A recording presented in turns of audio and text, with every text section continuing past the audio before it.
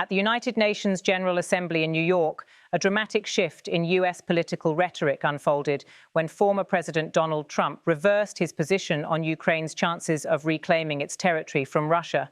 Speaking just months after suggesting Kyiv should consider land swaps with Moscow, Trump now argued that Ukraine could retake all its land, even calling Russia a paper tiger. Donald Trump said, maybe it could be that Russia is a paper tiger. The Kremlin quickly hit back, insisting that Russia remained a big, powerful bear. Until recently, Trump had maintained that the only viable path to peace was for Ukraine to cede land permanently to Russia. That stance aligned poorly with Ukrainian President Volodymyr Zelensky, who consistently rejected any concession of sovereignty. But on Tuesday night, Trump suggested Ukraine, with European Union assistance, might win back everything Russia seized since the invasion. He reiterated the claim online, writing that Russia was both militarily and economically hollow. Still, Perry cautioned against overinterpreting Trump's statements. One Truth Social post does not a policy make. In his own address, Zelensky avoided vague appeals to goodwill. Instead, he focused on shared self-interest, warning that an unchecked Russia could spread war and advanced weaponry across Europe. He emphasized that helping Ukraine now would cost less than confronting a stronger expansionist Russia later. Volodymyr Zelensky said, "It's going to be cheaper to help us now than contain an ever more expansionist aggressive Russia in the future, which might develop nuclear-capable drones." Zelensky also underscored the urgency of weapons support. This is about Ukraine needing to keep its friends and crucially needing weapons, weapons, weapons. In a pointed critique of the international community, he declared, "Those of us who are living through war zones, we don't see the United Nations. We don't see that you're giving help to us." He extended that criticism to Afghanistan, Sudan, and Palestine, framing Ukraine's plight as part of a broader global failure. Vitaly Shevchenko of Ukraine Cast observed muted responses from Kyiv to Trump's shift. "What I detected was a collective shrug of Ukrainian shoulders. Until we see action, it's just words," he added, that Trump's pattern of oscillating positions often sowed confusion rather than clarity.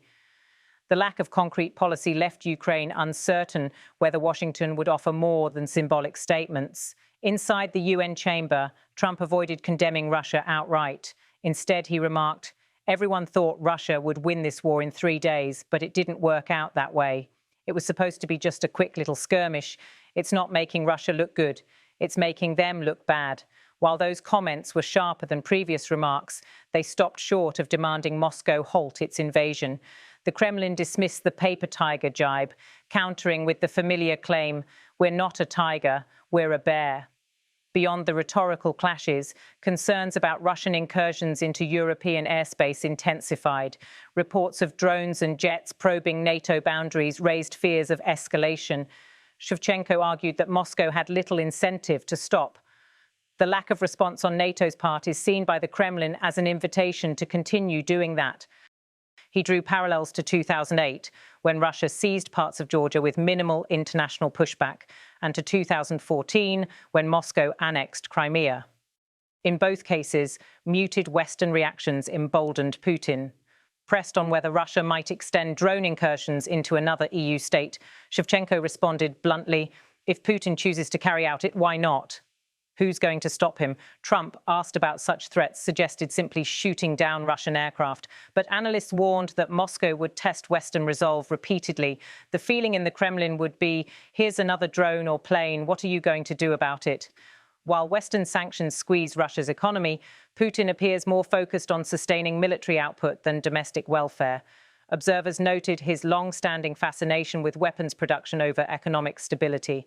As one analyst put it, the moment he got to missiles and factories producing tanks, his eyes would light up.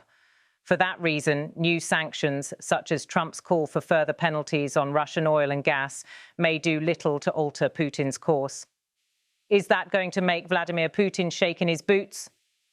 "I don't think so," said Shevchenko. Away from the battlefield, controversy swirled in US media. Late-night host Jimmy Kimmel returned to ABC amid disputes over free speech and broadcasting rights. In his opening monologue, Kimmel declared, "It's un-American to try and shut that down." His comeback, blocked in parts of the country, sparked debates over censorship, corporate power and the First Amendment. The clash between entertainment, politics and public pressure underscored how deeply Trump's influence continues to reverberate across different spheres of American life.